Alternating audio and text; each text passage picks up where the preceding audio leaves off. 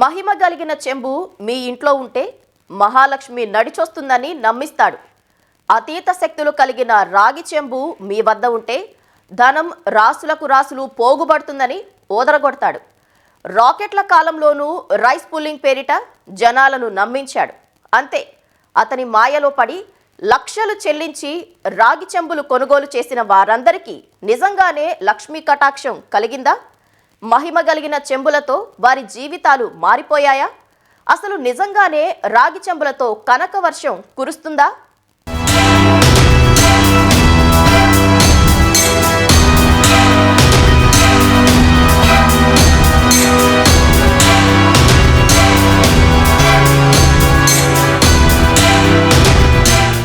ఎంత కష్టపడినా బిజినెస్ కలిసి రావడం లేదా? అయితే మీ ఇంట్లో ఈ మహిమ కలిగిన చెంబు ఉండాల్సిందే. ఏళ్ల తరబడి కోర్టు కేసులు పరిష్కారం కావడం లేదా? అయితే మీ ఇంట్లో దరిద్రం తాండవిస్తోంది. అది బయటకు పోవాలంటే ఈ బిందెను ఈశాన్య మూలన పెట్టుకోండి. అందినట్లే అంది ప్రభుత్వ ఉద్యోగం చేజారిపోతోందా? అయితే మహిమ కలిగిన రాగి పాత్రను మీ వద్ద ఉంచుకోండి. ఇలా సోషల్ మీడియాలో ప్రకటనలు ఇచ్చి అమాయకులను బురిడి కొట్టించి లక్షలు దండుకుంటున్నాడతను. తీరా మోసం బయటపడేసరికి ఆ కేటుగాడు వేసిన ఎత్తులేంటి? డబ్బులు తిరిగివ్వమని అడిగిన వారికి అతను చెప్పిన సమాధానమేంటి?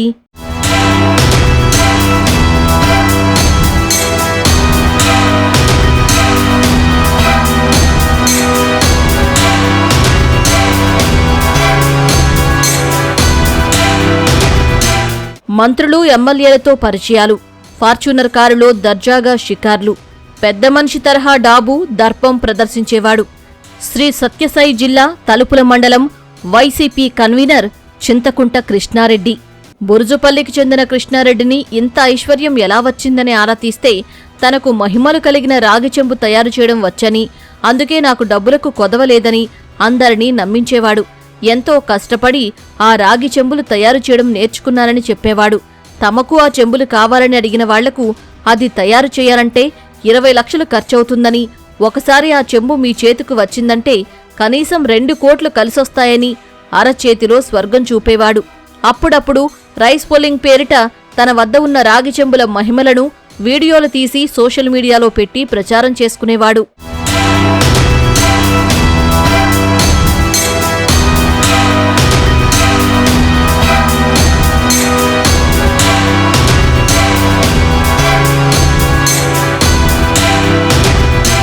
కష్టపడకుండానే కోట్లు సంపాదించాలని దుర్బుద్ధి కలిగిన కొందరితో పాటు గుప్తనిధులు వెలికితీయాలనుకునేవారు కృష్ణారెడ్డిని సంప్రదించేవారు. వారితో పాటు కొందరు అమాయకులు సైతం అతని బుట్టలో పడ్డారు. వారందరికీ నకిలీ రాగి చెంబులు అంటగట్టి కోట్ల రూపాయలు దండుకున్నాడు. మహిమ కలిగిన రాగి చెంబు, రాగి బిందెలు ఇంట్లో ఉంటే లక్ష్మీదేవి ఇంటికి నడుచుకుంటూ వస్తుందని నమ్మించేవాడు. అత్యంత భక్తి శ్రద్ధలతో రాగి చెంబు తయారు చెయ్యాలని, ముందుగా 10 లక్షలు అడ్వాన్స్ చెల్లించాలని, చెంబు ఇచ్చిన తర్వాత మరో 10 లక్షలు ఇవ్వాలని కృష్ణారెడ్డి చెప్పేవాడని పోలీసులు తెలిపారు. ఇతని మోడస్ ఆపరెండి అనగా తన దగ్గర రైస్ పుల్లింగ్, మహిమగల రాగి చెంబులు, అదేవిధంగా రాగి కుండ అనేవి ఉన్నాయని చెప్తూ చాలా మందిని మోసం చేస్తూ ఉంటాడు. 20 లక్షల రూపాయలకు తన దగ్గర మహిమగల రాగి చెంబు ఉందని, దాన్ని తయారు చేయడానికి 20 లక్షలు అవుతుందని, దాన్ని మార్కెట్లో అమ్మితే 2 కోట్ల రూపాయల వరకు మనము నీకు ఆదాయం వచ్చే విధంగా చేస్తామని చెప్పి మొదటగా 5 లక్షల రూపాయలు తీసుకోవడం జరిగింది. కేసు తదుపరి విచారణలో అతని యొక్క అక్రమ ఆస్తుల మీద కూడా మేము చట్ట ప్రకారము అటాచ్మెంట్ ఆఫ్ ప్రాపర్టీస్ కూడా వెళ్తాము. ఇంకా ఎవరైనా సరే ఇటువంటి మోసం పోయిన వాళ్ళు ఉంటే కూడా నిర్భయంగా వచ్చి పోలీస్ స్టేషన్కి వచ్చి ఫిర్యాదు చేయవచ్చు. కృష్ణారెడ్డి ఇచ్చిన రాగి చెంబులకు మహిమలు లేవని తెలుసుకున్న వారు తిరిగి డబ్బులు ఇవ్వాలని అడిగితే గత ప్రభుత్వ హయాంలో తనకు మంత్రులు, ఎమ్మెల్యేలు తెలుసని బెదిరించేవాడు. ఇలా మోసపోయి కృష్ణారెడ్డి ఇంటికి వెళ్లిన వేణుగోపాలరెడ్డిని ఇంట్లోనే బంధించి మిగిలిన డబ్బులు రాబట్టాడు. ఇప్పుడు ప్రభుత్వం మారడంతో పోలీసులను ఆశ్రయించగా పూర్తి విచారణ చేపట్టారు. కృష్ణారెడ్డిపై గతంలోనూ అనేక కేసులున్నాయని, రాగి చెంబుల వ్యవహారంలో ఓసారి జైలుకు కూడా వెళ్లొచ్చినట్లు తెలిపారు.